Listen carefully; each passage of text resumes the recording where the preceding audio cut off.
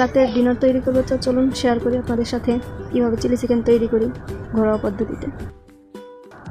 এখানে নিয়েছি আদা বাটা, রসুন বাটা, আর লাগবে বড় টুকরো করে কেটে নেওয়া পেঁয়াজ, আস্ত কাঁচামরিচ, আর লাগবে মুরগির মাংস আর পান টমেটো সস।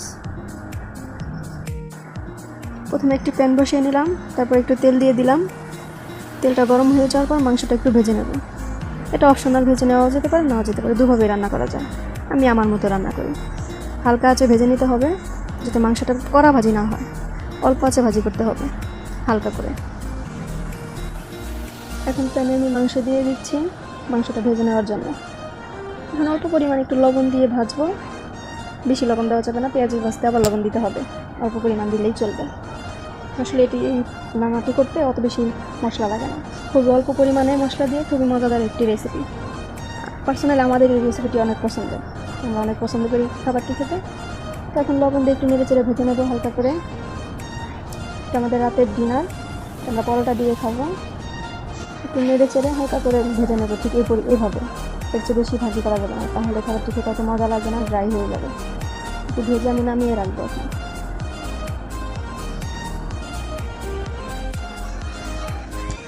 এখন আমি প্যানে পেঁয়াজ দিয়ে হালকা করে ভেজে নেব, বেশি কড়া ভাজি করা যাবে না।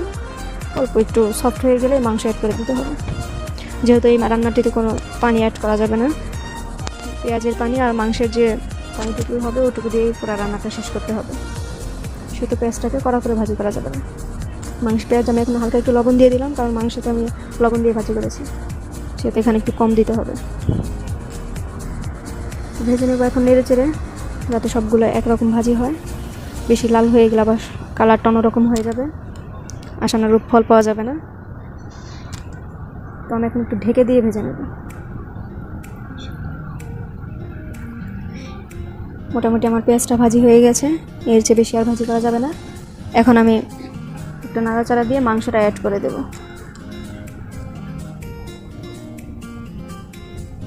মাংসটা অ্যাড করে দিয়ে আমি এখন ঢাকা দিয়ে অল্প আঁচে পুরো রান্নাটি শেষ করব।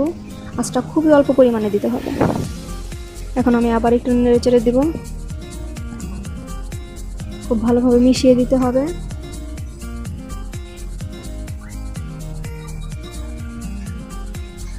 মাংসতে অনেক পানি উঠে গেছে, এই পানিতে মূলত পুরো রান্নাটা শেষ করতে হবে, আর কোনো পানি অ্যাড করা যাবে না।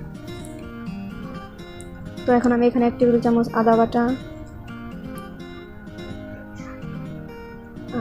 আর লাগবে 1 টেবিল চামচ রসুন বাটা। এখানে আর কোনো মশলা লাগবে না, আর অল্প পরিমাণে একটু শুকনো মরিচের গুঁড়া দিয়ে দিব একটু পরে। এখন আমি একটু নেড়ে চেড়ে মিশিয়ে দেবো ভালোভাবে, ভালো মতো মেশাতে হবে।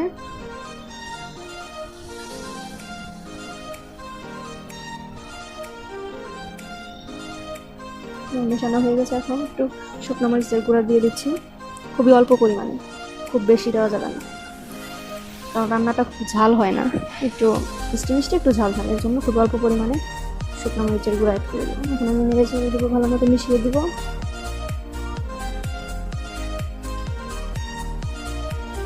আমার মিশানো হয়ে গেছে, এখন আমি ঢাকা দিয়ে পুরো রান্নাটা শেষ করব।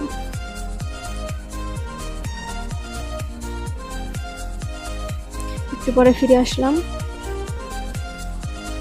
কালারটা অনেক সুন্দর হয়েছে, দেখা যাচ্ছে। একটু এখন আমি এখানে টমেটো সস অ্যাড করে দিব। টমেটো সসটা একটু বেশি পরিমাণে দিতে হবে, তাহলে খেতে অনেক মজা হবে।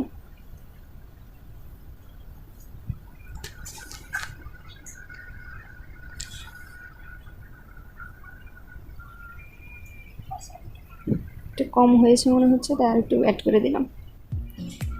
দিয়ে আমি ভালো করে নেড়ে চেড়ে ঢেকে দিই।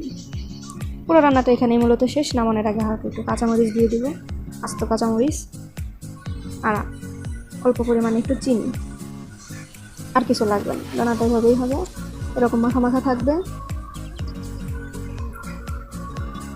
আমি এখন ঢাকা দিয়ে দিব। আপনারা দেখতে পাচ্ছেন কালারটা অনেক সুন্দর হয়েছে।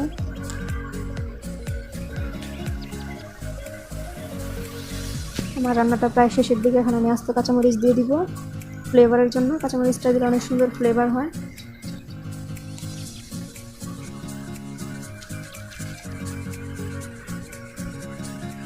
রান্নাটা খুবই সুস্বাদু একটা রান্না, রেসিপি।